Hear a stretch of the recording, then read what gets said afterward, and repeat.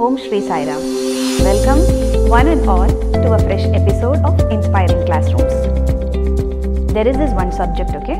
In that they ask us, a painter takes 5 hours to paint one wall. How much time will he take to paint the entire house? Now, is this our problem?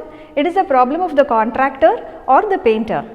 So, this subject actually smartly pushes off all its problems and asks us to solve. But my dear friends, I am sure there are many out there who love this subject, and there are maths teachers out there who wouldn't agree with what I say.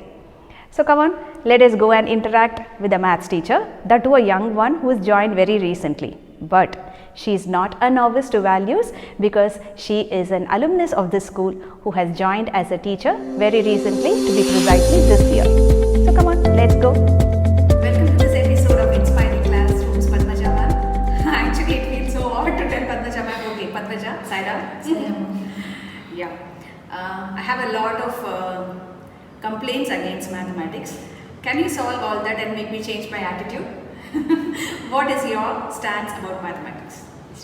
Actually, I would say mathematics is a cradle of all creations, without which we cannot survive even for a day. My God. Actually, God is a perfect mathematician, and God used mathematics to create this beautiful world.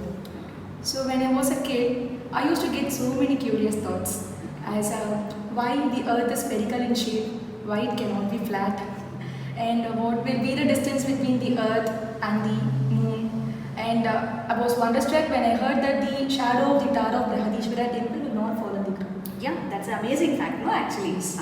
So as I grew older, I came to know that a very simple concept, probably I started learning in kindergarten. So it forms the basis for all these marvelous creations. Is it?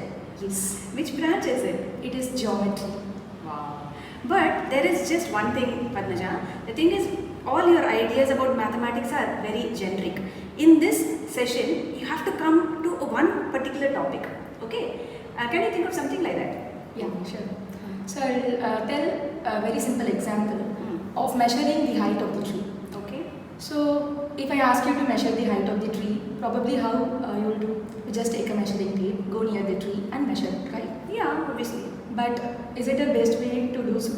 What is the best way then? As a mathematician, I can challenge you that I can measure the height of the tree by not even going near the tree or touching it. Really? Is it possible that way?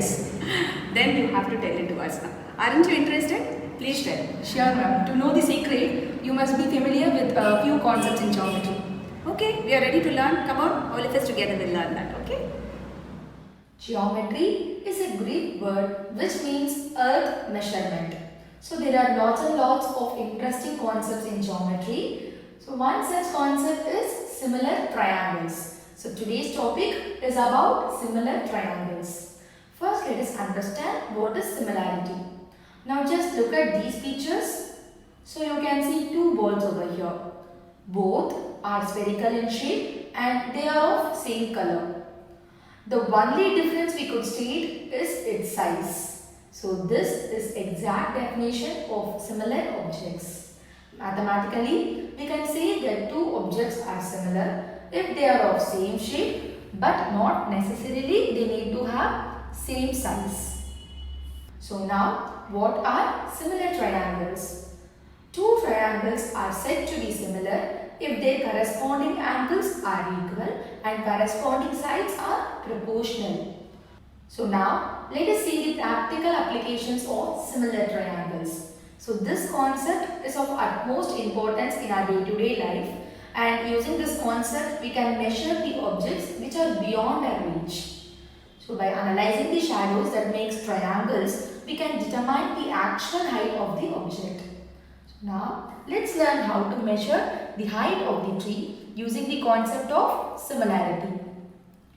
It is given in the problem that the height of a man and his shadow form a triangle similar to that formed by a nearby tree and its shadow. So now we need to find the height of the tree.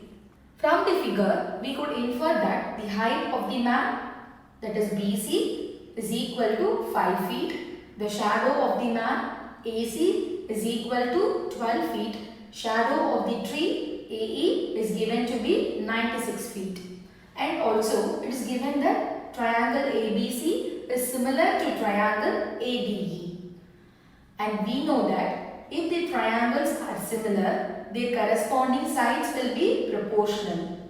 So we will be getting AC by AE is equal to BC by DE.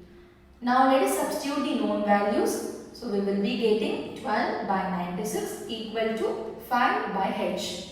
So the value of H will be equal to 5 into 96 by 12. On simplification, we will get the answer as 40. So the height of the tree is 40 feet. So viewers, this is the secret way I used to measure the height of the tree. That was a very good explanation. Just like your introduction was very interesting, your classroom also was very interesting, and I'm really proud of you. Now comes the next big challenge. Okay, now we all got interest in mathematics, but how are we going to learn the lessons of life through maths? What's the value that you can tell, Padmaja?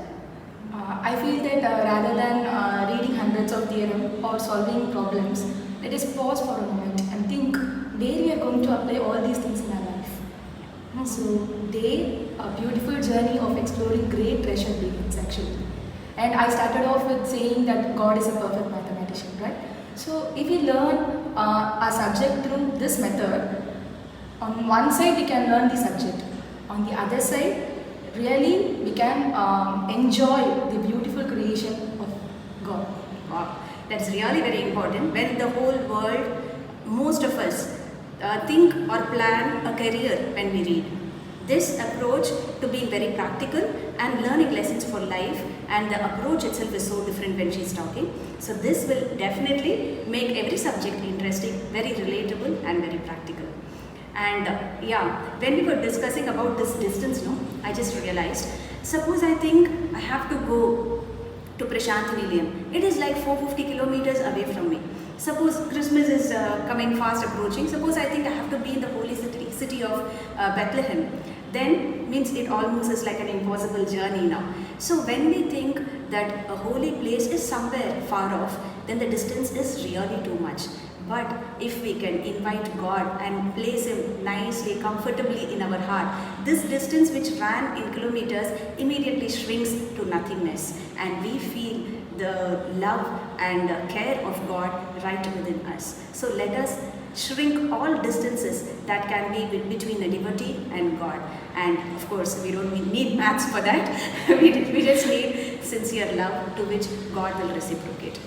My dear friends, Padmaja is here with us, and she is a big support for this entire channel. She does the editing, not merely taking this class, she does that work also. And I'm sure there are many students out there who are like a beacon light of the school. I read in the comments, I saw how you students are really so happy with this endeavor which we have started.